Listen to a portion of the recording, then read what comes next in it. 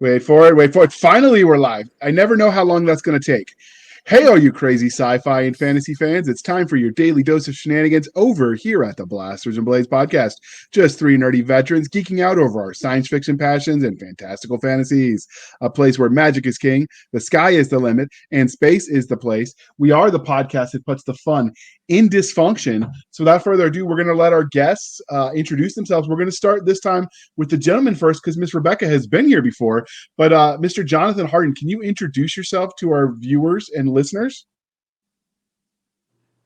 Hey, I'm Jonathan. I am the runner for Sojourners Awake. We produce little publications and teach youngsters how to play tabletop RPGs. Always good. Do you have any specific system you teach them, or you go sort of more general? We started out with D&D 5e. We've switched over to Index Card RPG. And I've also written a little engine of my own called Brutal Survivor, which is a 3d6 system. What Index Card RPG? I don't think I've ever heard of that one. Is that specifically designed for kids?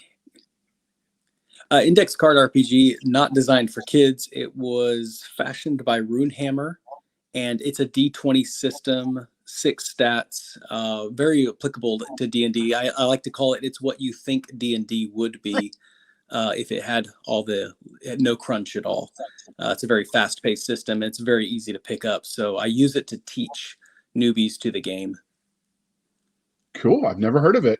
And what about your system? What's that like since we got you here?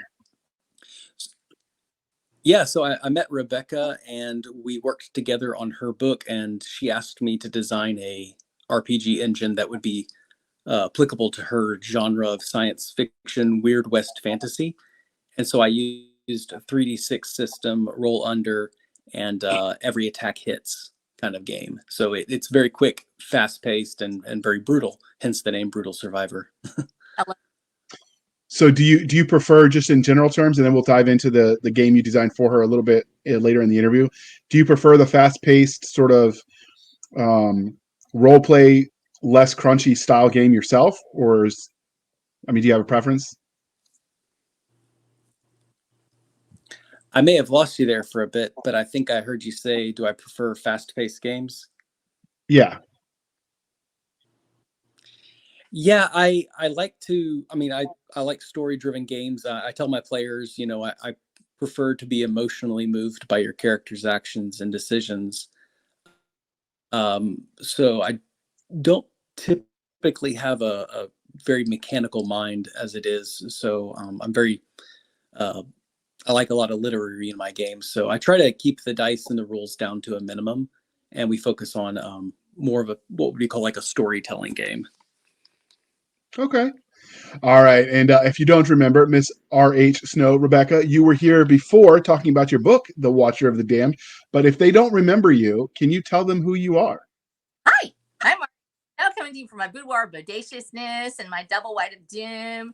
And I am the 3 times Prometheus Award nominated author of Watcher of the Damned, which is a sci-fi Western saga with romance and pew-pews and chupacabras and cool cryptids and everything in it. But most of all, it's a story about freedom. And we have 6 books that are already out there. That's The Watcher of the Damned, Watcher, the first series. We now have the second series, Watcher of the Damned Wanderer, under production right now. I just got finished with an edit on the first book of that, Trail of Travail. And we also have in production the third and final series in the arc, which is Watcher of the Damned Warlord. And there is a 4th arc to the series as well, and it is the TTRPG Complete. And it will be, it's being spearheaded by Jonathan Harden, who as you've met right now. And he is helping me develop this world. So when I finish the series, it will not be the end of the series for me. Instead, it's the beginning of the opening of the TTRPG world. But we also have a module and world that we set up, which is System and Star. And Jonathan, in fact, helped me create that. And he was so fantastic with it and created this wonderful brutal survival system, which is, I love it because it's not covered under OGL. Yay, good job. And that was before that all became a big thing. So I feel really great about it because I don't have to be afraid of having something come in to smush my content. So we created that in mind. He actually started it with me so we would have something that would come out in between series. And we're going to be actually creating a new module here pretty soon. But we do have our first module with System and Star. Give me a second. I will put you on the solo screen. And here we That's have. pretty. Isn't that beautiful? Look at that. That's my It art. is. Great job with these. And we have 2 components presently. We're going to have a third one pretty soon. I've got the new module coming out, and I'm going to be getting Jonathan started on that, and he's fast turnarounds. So we have System and Star. The first one is Escape from Purgatory. And this world takes place in book 5 of Watcher of the Damned, which is the Purgatory Papers. Right before that book opens up, we have all of those guys. And it comes with our own NBC and character guide for non-player characters that if you'd like to do it, it is Purgatory Paper, which has all of their dossiers and their art in it. And we did all the art with that. And he did all of the setup for us. And because I'm an illustrator, I ended up making so many character sheets, so we ended up with that book. And that's how we get started with it. And so we've got that already underway. We're going to be having the monster manual coming out soon, which is going to be called the Bestiary, sort of the Wildlands. And we're going to be making that just here, and probably in the next 3 months, I'll be getting that out. So I'm kind of excited about all of that. This is the first time that we've really gotten a chance to write a series that is being created specifically to be made into a tabletop RPG. I haven't met many people that do that from the very beginning. And so we were really excited. And we've been actually getting some attention from some people. And I'll let you talk first, and then we'll go into some people that have been talking to us that are kind of well known in the industry. And in fact, I had just talked to Jonathan about it yesterday and sent you guys both the links to that particular interview, because that's kind of a big deal for us. Because when you get that sort of attention, you're like, wow, you really think this would make a great tabletop RPG? And I was like, and he said, yeah. And I was like, I'm going to tell everybody. And he's like, go for it. So I'm excited. All righty. And with that being said, the next part of the introduction, dear listeners, how we first found them. So way back when I mentioned to Declan Finn that we had a string of author cancellations this past summer. And so he reached out to a bunch of people he knew. And at that point, we conducted that interview with Madam Snow way back in episode 186. So it's been a hot minute. We kept in touch. So when she launched this RPG, we decided to have her back. And here we are. But Rebecca, you answered these questions last time. So rather than bore everybody with you repeating the answers, we're going to let Mr. Jonathan answer. So Jonathan, are you ready for this? The religion questions. I'm ready. Star Wars, Star Trek, or Firefly? Firefly. Okay, why is that? It's a good answer, but why?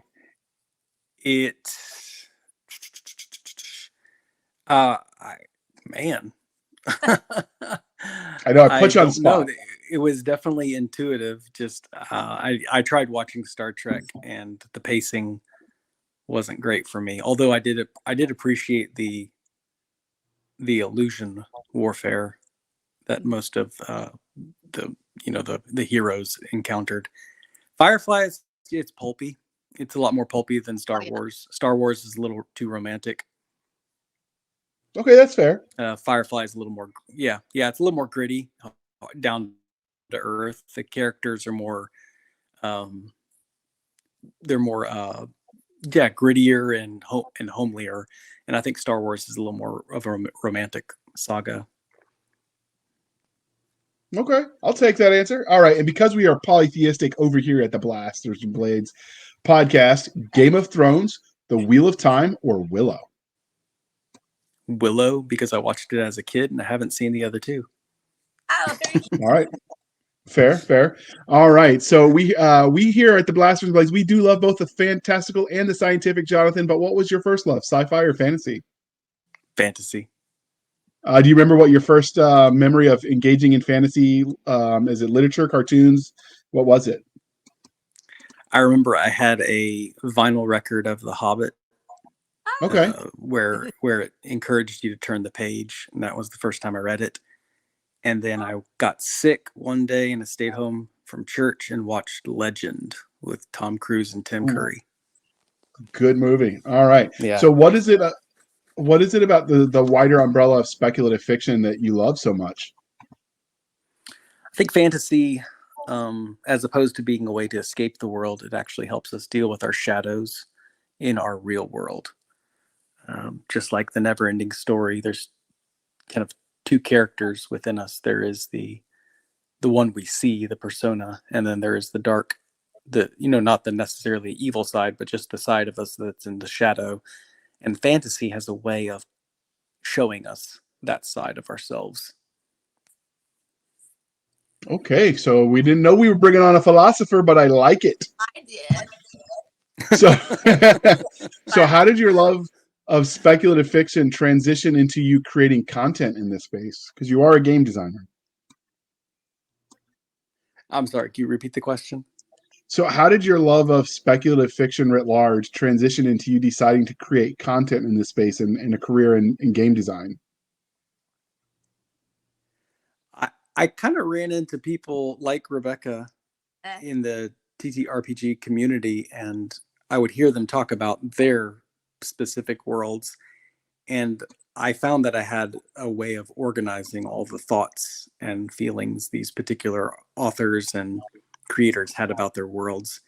And I tried really hard to protect what was most important while trimming away the fat of what was not important. That way it could be applicable to any game master or player. Um, but I love writing too. I love communicating through the written word. Okay. So do you think there are any moments from your real life that shaped you as the way you create games and tell stories? Yes. So when I was 17, I took a creative writing class outside of my school, and this teacher just, I mean, she just blew up in my world into understanding how to help another person see a perspective. And it didn't have to be my perspective. I just had to shape the world through imagery and descriptive writing. And I found that I could not get enough of that. So I began to write feverishly as a older high school student, and then I gave it up. And I went to work and became an adult. And I worked myself to death until I was like 35, and then I crashed and burned, lost my job, and researched the game called Dungeons and Dragons and tried to use it as a homeschooling supplement for my kids, and realized, oh my gosh, this is what I used to do when I was a kid. I would just gather my brothers and sisters around and tell these stories and make up names for all my toys and their backstories. And I realized this is what I need to get back into if I want to retain any level of my soul. Okay, that was a leap of faith for you too, because I Yeah. imagine that was a hard sell for your wife. Yeah. I mean, it was. I mean, we crashed and burned together. It was pretty hard losing the job and everything. But it since then it's been about being a little more conservative with our time and energy and money, so we can focus on being a little bit more creative and just getting clever and creative with how we spend our time, and volunteer for resources rather than get paid for resources. That's big. Okay, so let's transition away from the creative side and talk about things from the fan angle. And this question is for both of you, Rebecca and Jonathan. But have you had anybody cosplay your characters or your made fan art for you guys yet?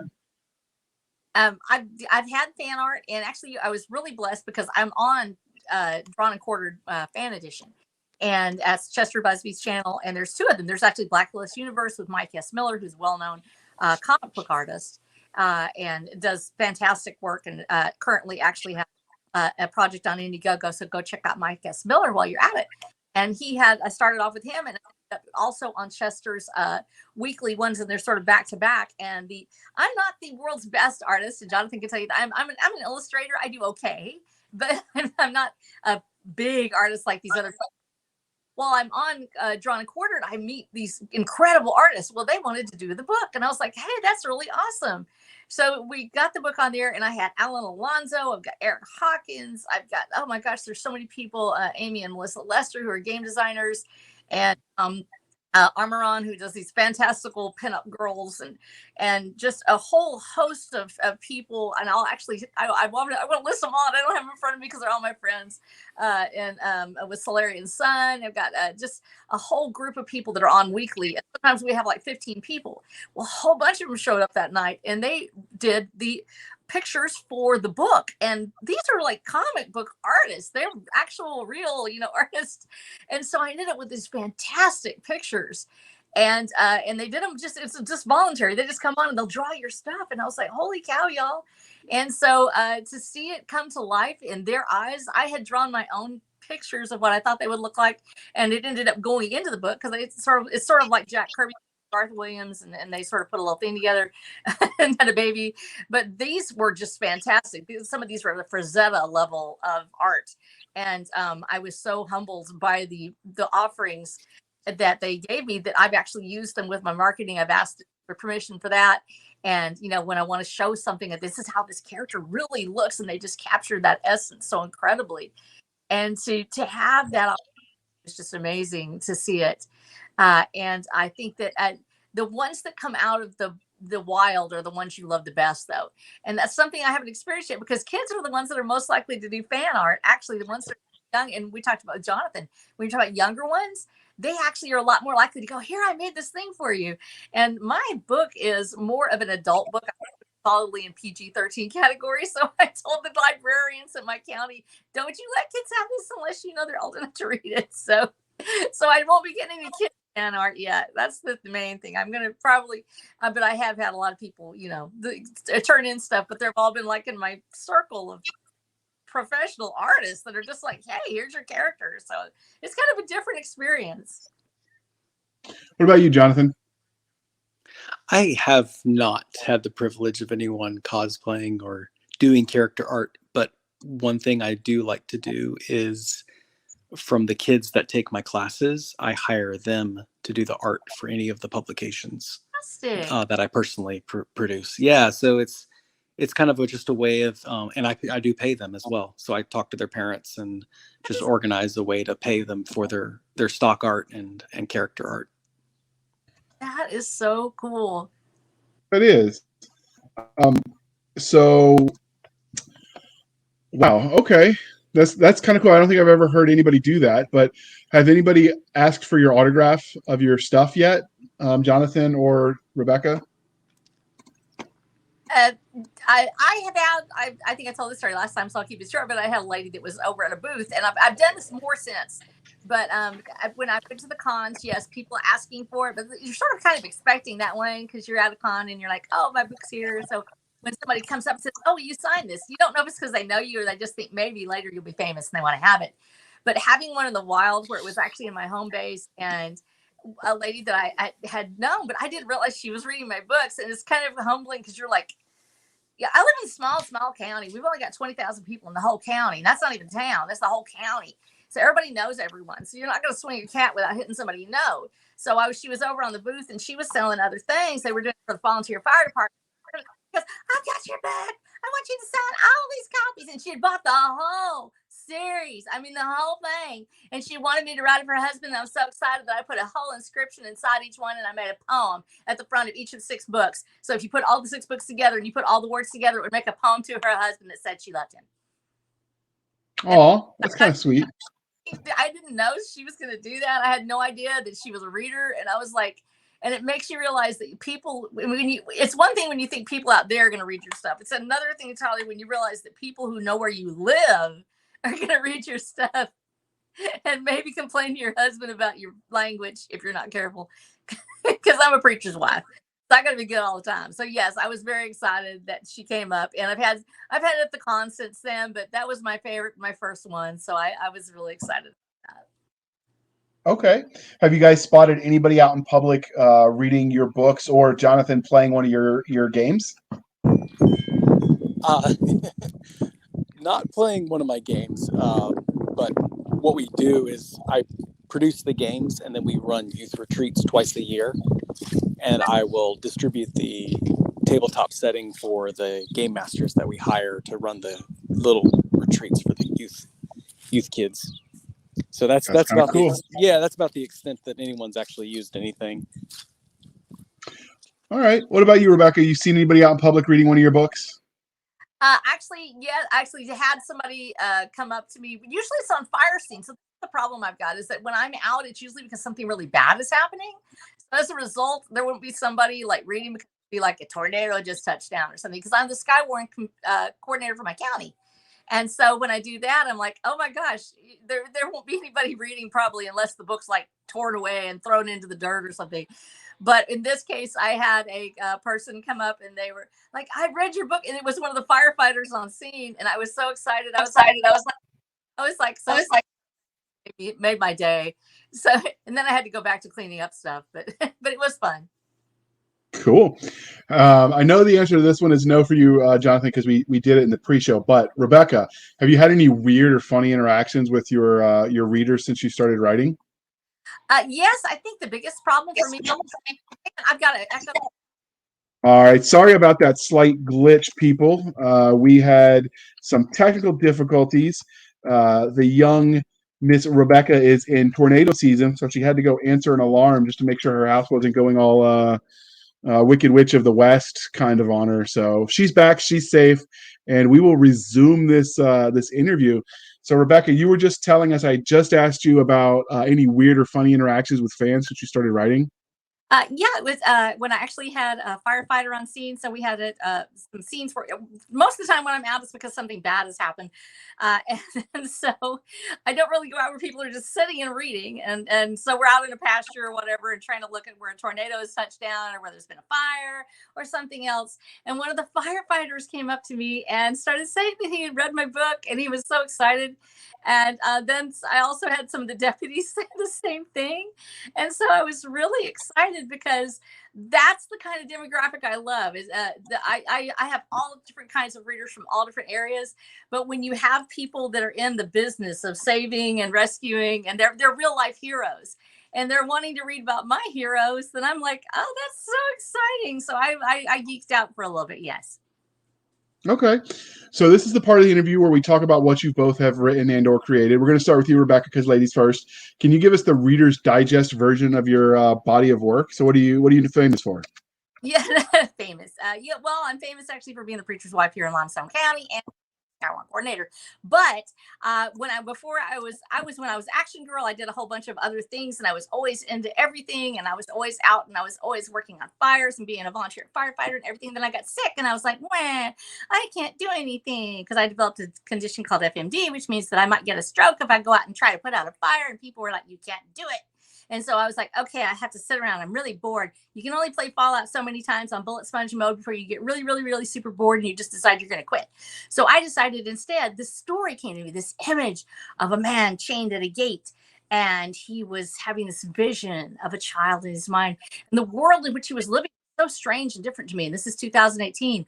But there had been a giant virus that had swept the world and killed people, and fertility rates were dropping, and people were there were no women practically left except for a very few, and there were no children at all.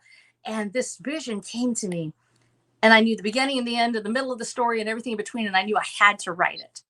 Fast forward, if you ever have seen the Georgia Guidestones or anything about it, then you realize this is a book actually about a situation. What if those dreams and hopes that corporations had for us became real? What happens when the people who think they know better than us really get their plans, really get their way, and then screw it up so badly that nobody can fix it? And that is the premise of the story of the world, of a destroyed world where higher minds and intelligent people decided that they were going to fix everything for us, and they end up ruining it instead. And how do we deal with it as a person who's caught in the crosshairs? By the time I got finished, it had gone from being science fiction to being a documentary. And we ended up with a virus called the pandemic. We ended up with people being pushed into situations they didn't want to be pushed into. A lot of people's lives have been affected in a very negative way by the pandemic and the planning that went into it. And so this world suddenly became very relevant to everybody who was reading it, especially in the way of how we feel like we're caught up in a system that we can't seem to fight, an overwhelming arc of perhaps great ideas that suddenly turn against us, and moving against a corporate entity that doesn't really feel like you have a right to have autonomy. How do we fight against that in challenging times? And so we have this world. It's a beautiful world. The earth is recovering. If you've ever seen pictures of Angkor Wat, where the earth is swallowed up in these, trees and vines and everything. It comes back covering the hand of man, and yet that hand is still there. And we are part of the environment. So how that environment reacts without us in it all the time to maintain it. What happens to a mine when it catches on fire and there's nobody there to put out the fire anymore? What happens to buildings and roads and people when we don't have maintenance and infrastructure? What happens when an EMP takes out so much of our digital world that we no longer can function even at a basic electronic level? And so that's the world they're living in, but they have knowledge of digital. They have knowledge of electric. They remember what life was like before, but you've been knocked back to the Bronze Age and you're having to rebuild. And so in this world, that's where we find the Watcher in basically Texas Bronze Age. And he is living in Central Texas, where I live. And I actually wrote real world scenes, real world places into this story using Google Earth to map how long it would take to get from point A to point B, where he might encounter things. But we also have this devastated world that has genetic modifications and all of those things that corporations are trying to bring to us now with transhumanism and everything. And so we have the development of fantastic creatures. They call them chupacabras, so they call them feathered serpents or squeeches, biggins, things like this that are reminiscent of all of the all those cryptids that we love in our mythos, especially in Texas, where we do actually have, believe it or not, yes, there was a Bigfoot sighting. It was almost in my backyard. That was back in the 1970s. And my husband's still pretty freaked out about it when he found out that we actually are living like supposedly where Bigfoot was actually seen. And so I've written these into the story, the Texas lore and the Texas culture of cryptids and monsters, along with real monsters that we have in the story, which would be, for instance, bears, boars. We have hogs. You wouldn't believe what a hog can do to a person. And we also have cougars, which I actually just had a cougar kill on my land yesterday. I lost a goat. And so all of these real life hazards that exist in Texas and the lore of Texas and just the incredible danger and beauty of it, the weather is all woven into this story with this backdrop of people against corporate overlords and how they're going to try to fight back and how they're going to be free. And into it, yes, there is an element of romance. I wanted romance I like romance in my stories, but I don't like romance like a lot of people write it. I'm not a romance reader. That's nothing against people who write romance. I like my romance to be more about he was shooting his gun and held her tight. I like that part. That's really cool, And so I wanted, it should have some sort of pew pew element to it. And so that is something that's a little unusual. I was concerned about it, but after I've gotten the reviews back, especially from some really high level readers, I've been really pleased with the response, especially from men who've been reading. So that's the world we're in, a world where men are in charge of pretty much everything because women no longer really exist. And in fact, they really can't even tell you what a woman is. Isn't that great? I wrote this to be science fiction. I was supposed to be fiction, y'all. And so we end up with a world where just trying to find what a real woman is out there maybe would be really difficult. And that world leads us to the question of who is human? What is humanity? And do we have... What about you, Jonathan? What kind of game systems have you created? I'm most proud of the Sojourner's Guide to Bonzaro. After a couple of years of working with my guys on Thursdays and then my teenagers class, it started out with just playing simple villages and cities and dungeons, and then players would ask more questions about the world. And so I set out to create a document that if maybe it was found 500 years from now, someone could believe this was the origin of the universe. And so I really enjoyed creating a mythology in helping the Sojourners, my players, find their way through the world that I had created. Sojourner's Guide to Bonzaro was the most favorite thing I had written. Okay. And we're going to do things a little bit differently today, dear listener, dear viewer. The commercial today is brought to you by the Watcher of the Damned TTRPG. So, Jonathan, you're going to do an ad read for your game. Can you tell us a little bit about it real quick? Yeah, The Watcher of the Damned, written by R.H. Snow, is a wonderful book set in a Weird West science fiction fantasy. And we designed a game together with myself and Sojourners Awake. It's a 3d6 quick action game called Brutal Survival RPG, and it is compatible with Watcher of the Damned. If you're a fan of Watcher of the Damned and you love the series, you'll love playing in the world. If you are a fan of gritty Western style with guns and explosives, you will enjoy this RPG as well. So I would check it out today. All right. Thank you for sticking with us through that brief commercial interlude, dear listener. He was succinct and to the point, and I can appreciate it. But we obviously came here to talk about Escape from Purgatory, a brutal survivor system RPG.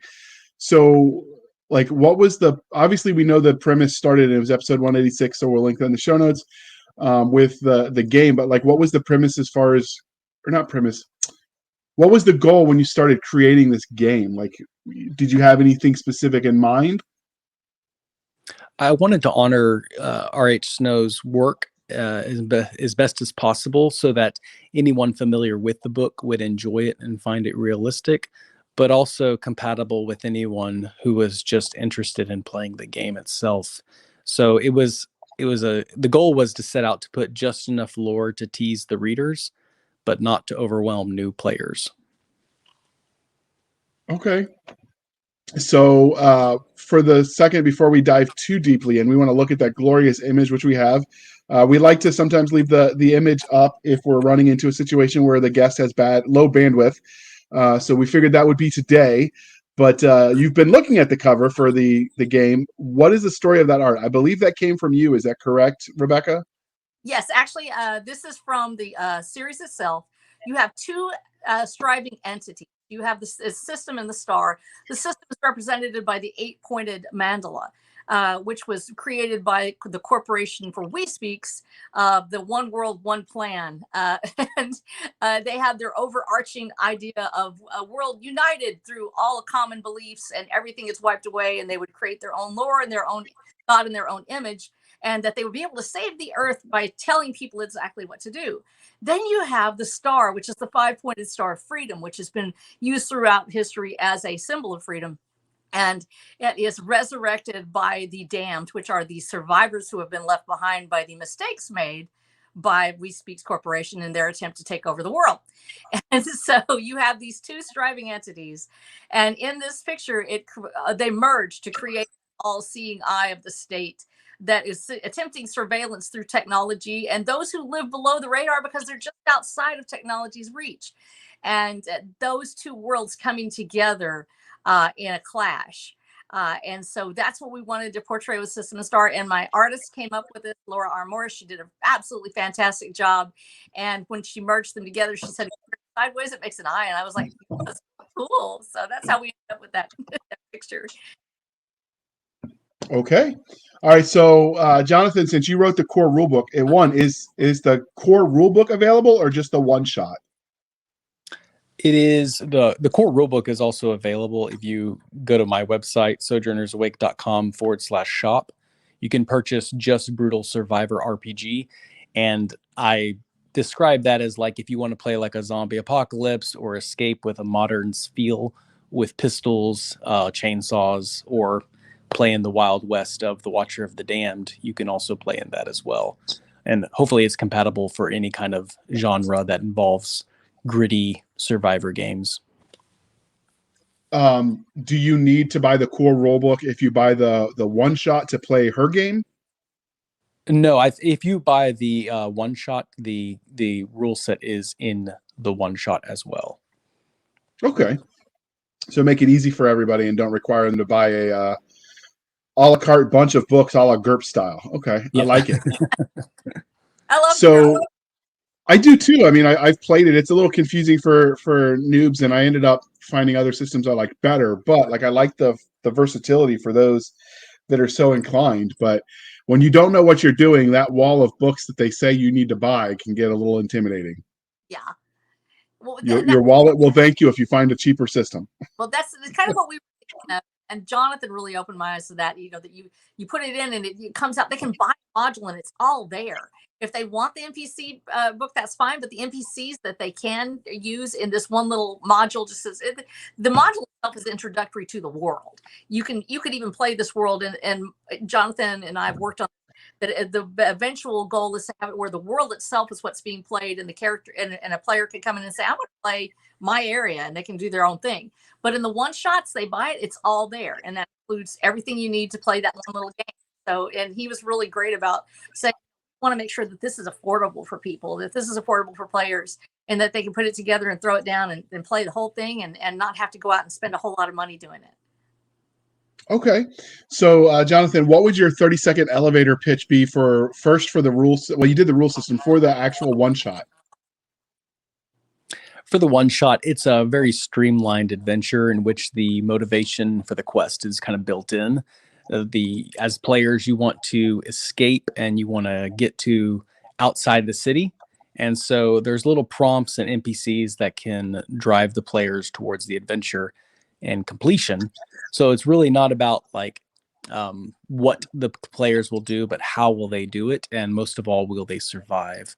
Hopefully I built the game so that it's, again, pretty gritty, and engaging in combat is just involves a series of D6s knocking down hit points. So a gunshot can be fatal, or it can be just glancing blow. And that was thinking, like, when I play Risk with my son, the armies are kind of whittled down. I was kind of trying to go for that vibe of like two armies competing for D6 hit points. So it's a pretty fast-paced game. I think you could probably play through it in like one night, just getting through that one little module, and have a good time just being silly and hooting and hollering like a bunch of cowboys. Okay. Are the pew-pews required for players? Do the rootin' tootin' cowboy stuff going on? You get extra points for that? I think if the game master honors it, I'm pretty sure. Yeah, fun. I mean, we kind of look up to the game master in some places where you could have them find this or have them find that. We're not dictators, so we know that somebody playing it might go, "I really want the guns." In world, the guns are kind of hard to come by. In the city, they're easy to come by out once you get outside. And so getting outside the city means that you have this whole world where you can shoot stuff and do cool things. But I think we're baseball bat oriented at the beginning. Baseball bat. So, what can you tell us about the characters and the character sheets? Like, obviously people are familiar with the idea that you got various stats from hit points to charisma to intelligence and wisdom. Like, what's involved in this specific system, the Brutal Engine? Go ahead, Jonathan. You're the master on this. Okay. You're the man. Well, just the 3d6 system, rolling under, and like Rebecca said, picking up little weapons like spiked baseball bats, coming up with clever ways to either swing from a chandelier or jump across a bridge, things like that. One of the things I designed with the player classes, although they're not really classes, they're kind of like archetypes. You get like features like, I think one was called like Iron Stomach. You can eat anything and it can count as a ration, give you some health back. Another one was like Tuck and Roll. This specific character archetype, anytime they're knocked flat on their back, they can make a free attack, to kind of characterize, again, that pulpy Indiana Jones kind of feel. Okay. So there are any actual character stats like that, or is it mostly just a try-fail series of rolls with your D6s?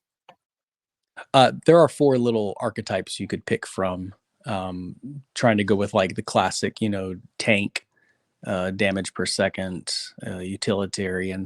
There's no spellcaster or anything involved like that, but I think I designed one of the characters to have a mind for technology, so they're more likely to be able to use technology like radios and or any kind of like tools you could use in the system.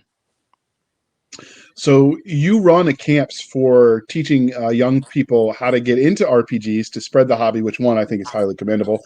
But so you're familiar with a lot of the systems. What do you think sets your system apart from all the others in the crowded fields that you're competing against?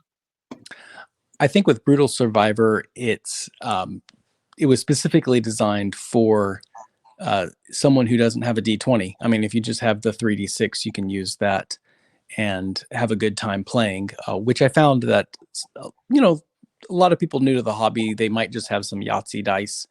And so I wanted to just remove that barrier just by having the D6 available. Um, I think that this game should be played very quickly. So the idea of playing 8 hours around the table might not be appealing to some, but playing an introductory game of 30 minutes surviving some kind of attack or encounter, that might be appealing to a new player just to get get bitten by the TTRPG bug.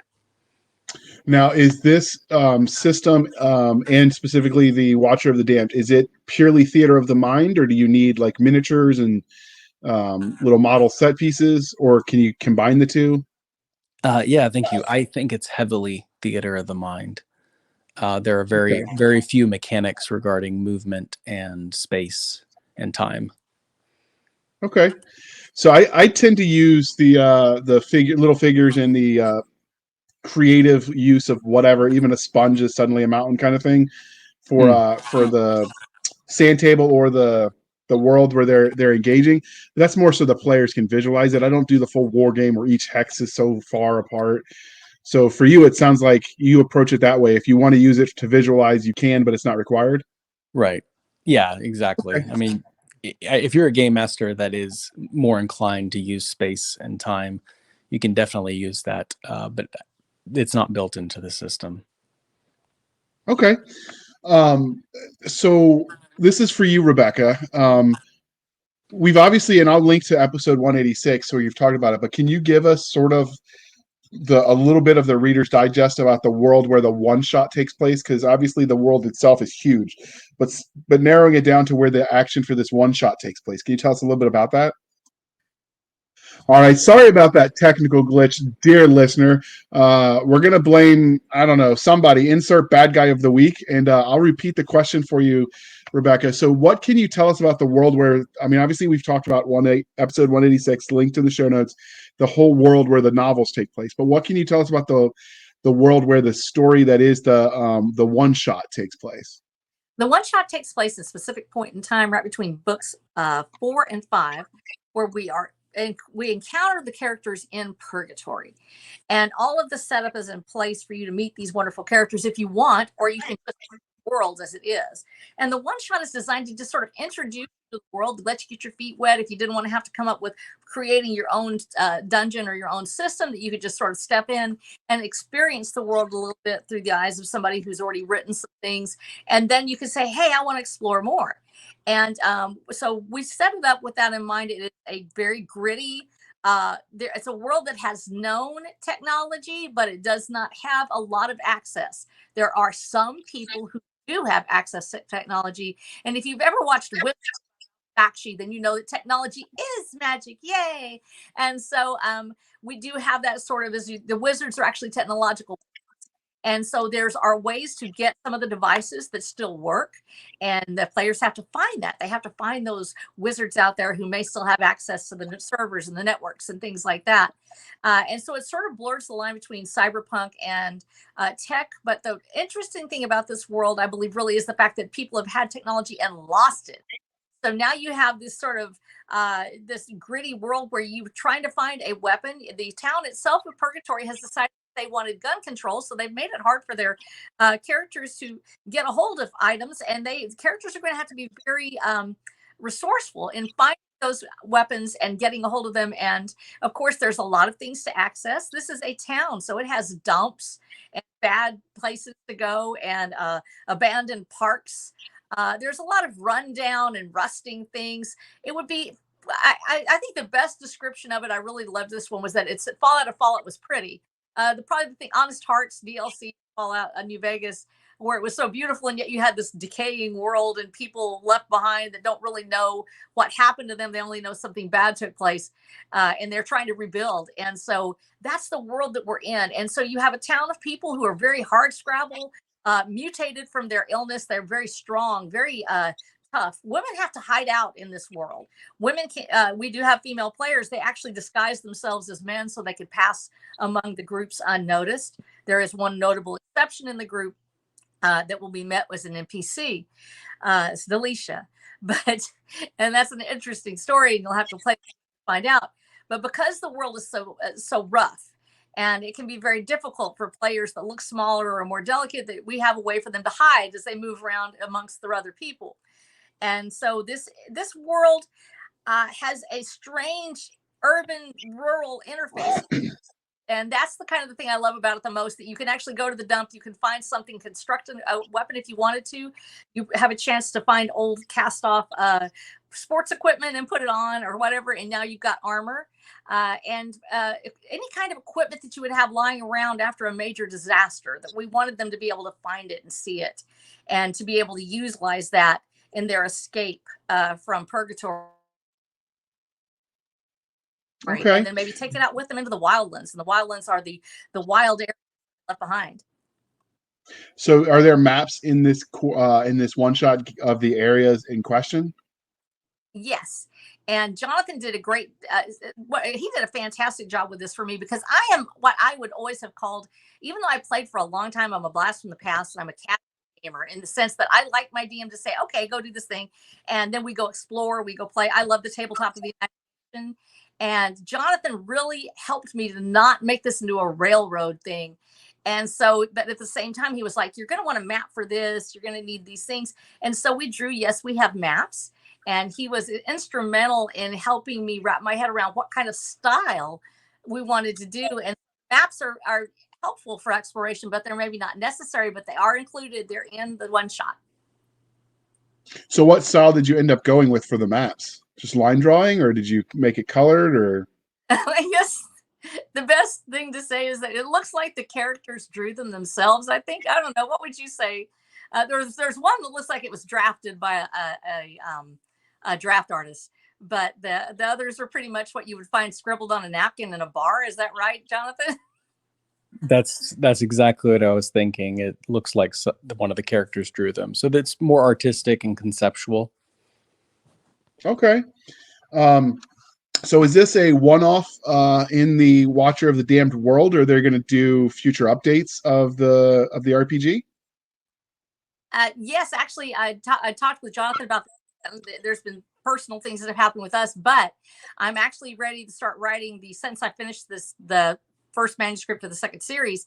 We have a 5-module series planned for this group. So Escape from Purgatory is the first one, sort of just to delineate that world that they're in. And I have 5 modules in mind, and Jonathan's the designer for that. And as long as he wants to work with me, I'm excited about it. I do have 5 lined up to go, and it will take them further and deeper into the world. The hope being that if you go through those 5 one-off modules and you meet these characters, you could actually jump off and just explore the world on your own with the books. And at that time, we'll have the bestiary come out with the monsters in it, that they can play those alongside the other characters, and they'll be able to create their own wildland worlds as they go and explore the world of Watcher of the Damned. Okay. So for this game, do you have the monsters that you would need for the one shot? Because obviously the bestiary is not out yet. Is what you would need to have for random encounters in the one shot? Is there stuff already there to start with? I think that the monsters, because we're inside Purgatory, one of the reasons they have the cities built the way they do is to keep the monsters out. So it was a convenient place to start, since I don't have the bestiary drawn up yet. So in this one shot, you won't be encountering probably the monsters themselves inside the city, because the whole city is constructed to try to keep the wildlands out. It has high walls and everything. Once they get outside and step outside the city, we should. I think that I'm considering whether or not I need to make a mini bestiary or just go ahead and make the whole thing. And Jonathan, what's your advice on this? Should I just go ahead and drop the bestiary first? So we can make the modules and then do it. I would probably we could talk about that, but yeah, I would add that this adventure is, it's classic, like just running into bandits and town guards and getting into bar fights on your way out of the city. So not too many monsters or anything like that. It's all human style NPCs. So speaking of NPCs, Rebecca, are any of the NPCs that we encounter in your game system actual characters from your books? Yes, and one of the reasons I did that was because I had gotten so excited about drawing up a whole bunch of stuff that I ended up with Purgatory and Paradise, which is designed to go with the system. There it is right there, and it's designed to go with the gaming system as an NPC book. But it was also a world guide for the readers that come in the middle of the series. Maybe they want to say, "Oh, I've missed this." So we have all the NPCs there, and yes, in the book. Technically, through this series, you could meet any one of these characters in this TTRPG. So we do have them available, and there's actually 96 pages of characters and world building and all sorts of different things in there. And Jonathan, I think that you talked about the fact that yes, we wanted to make it to where they could have the NPCs they wanted, but the NPCs are not the main focus. And you had a really interesting philosophy about this. We talked about not driving the game to play my story. It's allowing players to be themselves. And you had a really passionate example of this, that this is not us telling a player how to play my game. This is allowing them to play the game for themselves. So if you want to tell people about that idea that you had for the NPC, that was because that really fits into me with what I was saying. And you did so much better a job of talking about it. Right. Well, it's like when you read through a book or novel, the characters in the book and story are not played by someone playing a TTRPG. So when you play a TTRPG, the part of the charm is that the players around the table are creating a character within that world. And we see this like with Lord of the Rings or Star Wars, that are, there's very strong fictional characters that already exist, but no one's really playing those characters. They're playing their own story in a world that already has been written out. So it's possible to play in a world that's already created, even with powerful fictional characters. But the reason people come around the table is they want to create their own characters and tell their own story within a world. So I encouraged in the writing, Rebecca, to make sure we keep the fictional characters in her book as NPCs that are aiding the player characters in the story, so that the fictional characters in the book do not overwhelm the player characters or, kind of stand in the spotlight for too long. So more cameo and less real world. Okay. Exactly. Yeah. I mean, that was my vision, is that I didn't want the player characters to be overshadowed. It's about playing the game and letting the story evolve on its own, but it does help to have fixtures of people, places, and things from the book. Okay. So as a designer, how do you create these immersive worlds for your players without stunting the role of the game masters who are going to be leading the games? Ooh. What I typically did was whatever I wrote, I would cut it by 50%. So if I wrote something about a person, place, or thing, I would edit it down to its leanest possible, most user-friendly thing as possible, because I think that any game master, any table might want to allow this NPC to evolve beyond what the book might say. And I think that's totally appropriate, because that's why we play TTRPGs. It's okay to have the book characters not take hold of the quest. It's okay for the book characters not to be the heroes, because there needs to be another story, and that's the story of the player characters. Okay. Has technology, you've been designing games, so has technology changed the way you see your players interfacing with these games? Because I know you run a lot of classes and groups and stuff as well. As far as technology, I mean, do you have any specifics on the technology? Well, I mean, some people play entirely online with the yeah. virtual tabletops, that sort of thing.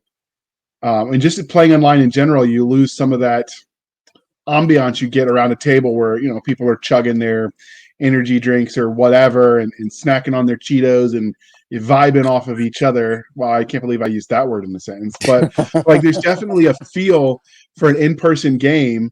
But obviously, you know, sometimes you live maybe remotely where you can't get a game, so the only way you get to play is online. Do you think that changes how the players engage? I do, and I would encourage everyone, including myself, play it in person as often as you can. If online or virtual is the only way to play, then that's what you should go for. But I use the word all the time. The human energy vibe that we get from around the table is incredibly powerful, and I think it only accelerates and accentuates your gameplay experience. Um, if you're going to play Brutal Survivor or Watcher of the Damned online, I would say go for it. You know, gather some people around, especially if you enjoy that particular kind of genre. You can make the same references that you all get, tell each other the good jokes, entertain each other with the pulpy action descriptions. And I think it's relatively easy. It doesn't require, since it's mostly theater of the mind and, you know, using 3d6 and action points, you can get away with using heavy theater of the mind rather than a virtual tabletop like for a VTT system. Okay. So this game is obviously the engine was created specifically for this game, and then more broadly can be used in other similar genres.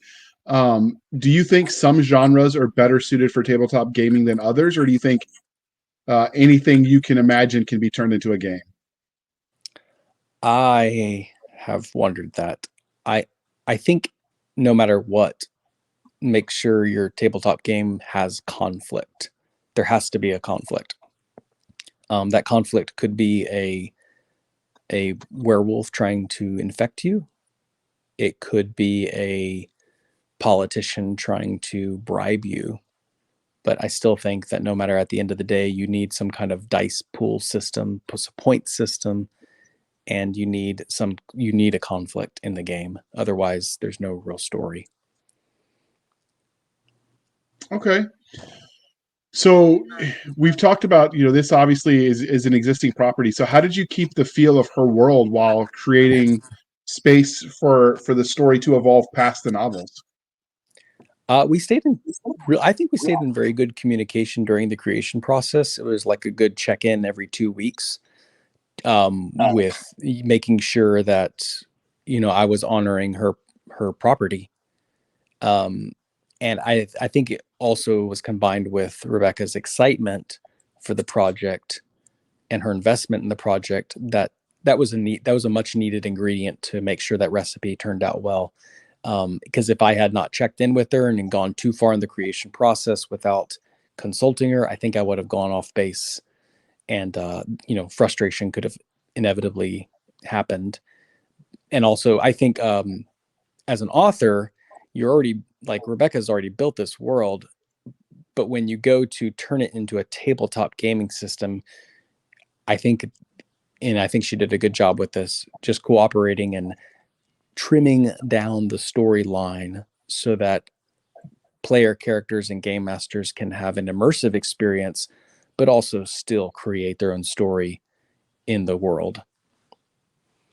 Well, and this Okay. is I wanted to say, because this is where Jonathan really shone so much for me, because it's easy when to just check in once every couple of weeks when you trust a game designer. I trust Jonathan because he not only had a philosophy when he came in, it wasn't just, oh, I'm going to make this for you, just tell me what I'll and pay me. He has an idea, he has a vision of what he wants tabletop gaming to be, and that point of the theater of the mind, of creating a world and teaching people how to do it.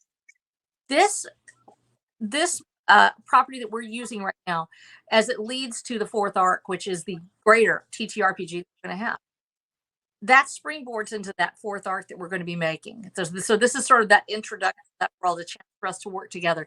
But it was so easy because he knows how to trim down. You can tell by just listening to talk. I'm like beep, beep, beep, beep, everything, and I go off in this direction and I go off in that direction, and I'm so excited and I talk for 30 minutes or whatever. Jonathan knew how to cut right to what we need for the game, but he was able to do it in such a way that I didn't feel like, oh, he hates me. I, jump in a lake or something else. And instead, I was able to take what I loved best about my own series and create this TTRPG that other people would love to play it, so they could have a world to play. And this sort of takes me back to when Blaine Pardoe took an interest in this series. And for those of you who don't know who Blaine Pardoe is, was the writer for BattleTech and is very, very much into the tabletop, very big in the tabletop gaming industry. When he read the book, he gave it 5 stars, and he said this would make a fantastic tabletop role-playing game. And I have a lot of people in the industry, and I said, I have a designer. His name is Jonathan Harden, and I would love for you to look at this work. But he thought the world also would translate well.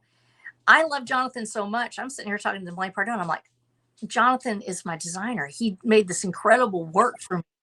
And this acknowledgement that this world could make this thing, Blaine thought it was going to be actually a really big deal once we get the series completely finished. And so just having that confirmation from a person that's really huge going, yes, this is going to make a great tabletop RPG, and seeing what Jonathan did as such a professional, he made me look good. That was what I was really excited about, because that's hard for me to do sometimes. So Jonathan just knocked it out of the park with this. He was so easy to work with. He was incredible. He kept his word, and he made me something beautiful that when Blaine Pardoe looked at everything, like, this is going to be great. And I was like, yeah, I know. Jonathan helped me.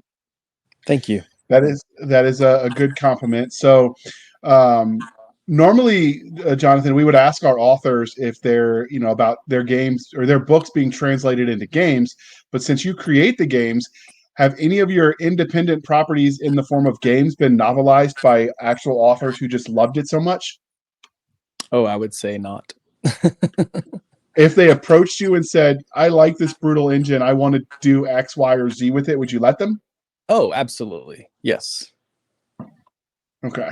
So if that ever happens, we'll have to have you back, because it's always interesting to look at the world from the reverse side too, sometimes, to see the other side. For sure. So for the brutal engine system, is that something that is, someone else could come and license as well from you? Yes, I would be open to that. Okay. So Rebecca, when we do the links for all of this, and we're going to link to your website and stuff, is there a suggested reading order in there for people that say, this game has got me so intrigued, I want to read the books first? Do you have a reading list for them, like a reading order on your website? Yes, we have it on the website. It's book 1, 2, 3, 4, 5, and 6. They're numbered. In Watcher of the Damned, it is a sequential story. So you would come in with Transmutation Texas, then Six Gun Shiva, Babe's Blood, Hellraisers and Heartbreakers, Purgatory and Paradise, and Lone Star Libre, which has the luchador part of it, which we haven't yet gotten into with the game, but it will be there. And so we have that.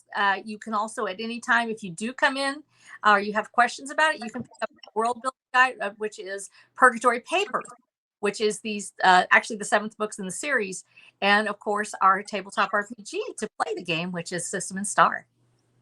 You can't assume that just because there's a numeric order to the thing that you watch them in that. I mean, Star Wars taught us 4, 5, and 6, and then 1, 2, and 3. So that's why we ask. It starts. So I don't care. Okay. So if you like this world enough that you want to read the books before you play the game, go ahead. So this game, Jonathan, how many is because we're getting towards the end, but how many is an ideal table for this game? Some games require more than others. Some have maxed out. I have found 4 to be the perfect number. Yay! Okay, so 4 plus the Game Master is the ideal table for this system? Indeed. Okay, so some people, one of the things they like most about like D&D, for instance, is when they get to be a druid so they can have a pet. Is that the kind of thing they could do in your system, or would that just be set dressing that they add to the theater of the mind? I would allow it. I would. Okay. Yeah, I think maybe add 1 extra damage point per pet, but your pet can be lost just like any other loot. Oh my gosh. All right. So you heard it here first, people. All right. So before we wrap this up, was there anything about Escape from Purgatory or the brutal engine system that we didn't ask that you guys want to tell us? I think that just first of all, just being able to be on here and saying I love you. If you're a player, thank you for keeping on playing. Thank you for keeping on doing this. We want you to be able to keep playing games that you love. Just because OGL came out and kind of threw everybody into a frenzy, there are independent creators out here who love what you're doing, want you to keep playing the way that you want to play it. And we have items for you. And I think that Purgatory Papers and System and Star fit in with that, with the world of Watcher of the Damned and with the world of players who love gaming, tabletop gaming. All right. So this is the part of the interview, dear listener, where I remind you to please be kind and speak your mind on the reviewing platforms.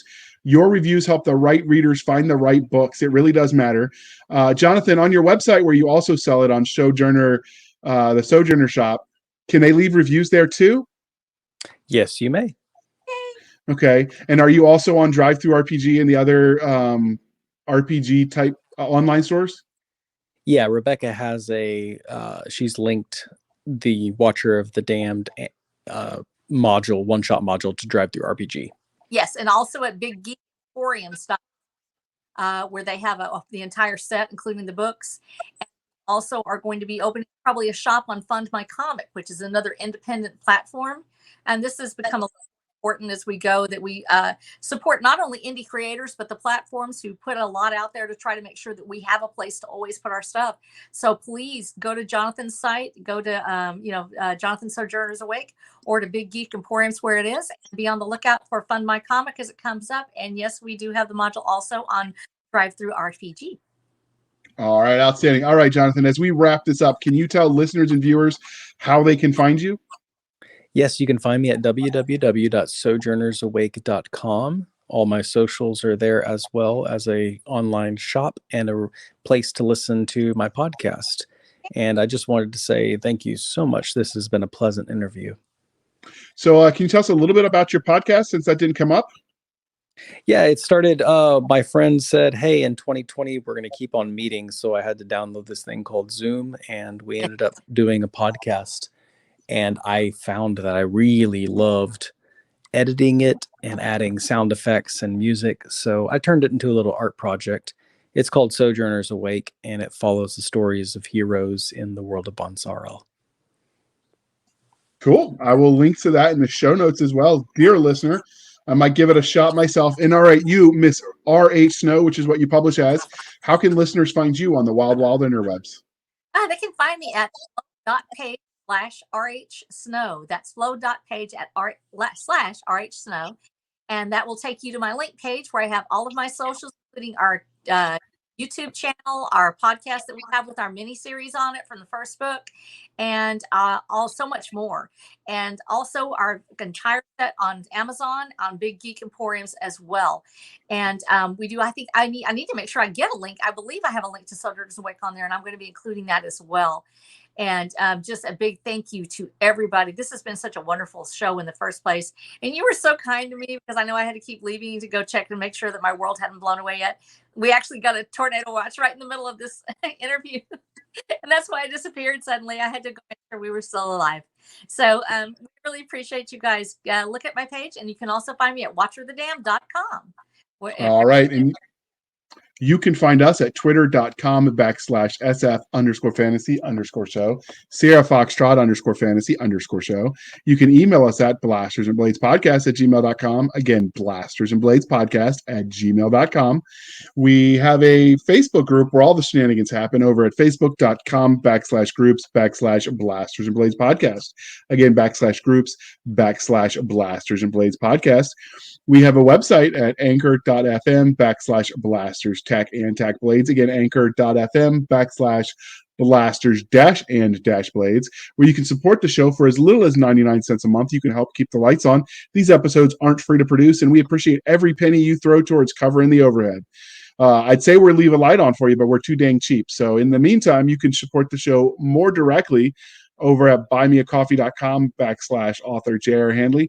Again, buymeacoffee.com/author J.R. Handley. Be sure to put in the comment section that is for the podcast, and I promise I will keep my co-hosts, Doc Cisca and Nick Garber, duly caffeinated. They will drink until their liver explodes. With that being said, thank you for coming on, Jonathan and Rebecca. Thank you so much, JR. And thank you, dear listener, dear viewer, for spending some of your precious time with us. For the absentee Nick Garber and Doc Cisca, this was J.R. Handley, and we are the Blasters and Blades podcast. We'll be back next week at the same time, where we'll indulge our love of nerd culture, cheesy jokes, and all things that go boom.